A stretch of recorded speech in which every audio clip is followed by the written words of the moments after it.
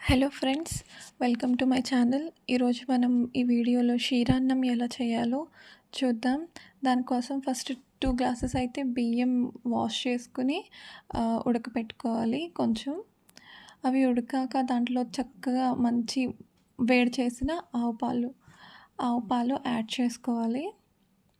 చక్కగా ఉడికిందో లేదో రైస్ చెక్ చేసుకుని కొంచెం మెత్తగా అవ్వాలి. కొంచెం ఉడికితే చాలు. ఆ తర్వాత మనం ఆల్రెడీ వేడి చేసుకుని ఆగిన మంచి ఆవు పాలనైతే క్షీరాన్నంలో వేసుకోవాలి. వేసుకుని ఇంక కొంచెం పాలతో పాటు రైస్‌ని ఇంకొంచెం మగ్గనివ్వాలి. అదే టైంలో ఇప్పుడు మనం ఇలాచీ కూడా వేసుకోవాలి. ఇలాచీ నేను కొంచెం చిదిపి వేస్తున్నాను. వేసాక ఇలాచీ ఫ్లేవర్ అంతా పాలు, అన్నంలో కలిసి టేస్ట్ బావుంటది. ఆహ్, రెం కొంచెం పాలు, అన్నం ఉడికిపోయాక పాలతో పాటు అప్పుడు బెల్లం నేను కొంచెం కరగబెట్టుకున్నాను. కొంచెం కరగబెట్టుకొని వేసుకోవాలి.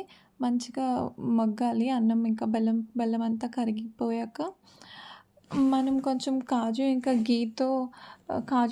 గీ యేసుకొని కాజు ఫ్రై చేసుకొని క్షీరాన్నంలో వేసుకుంటే అంతేనండి, మన ప్రసాదం రెడీ అయిపోద్ది. Please do like and subscribe to my channel.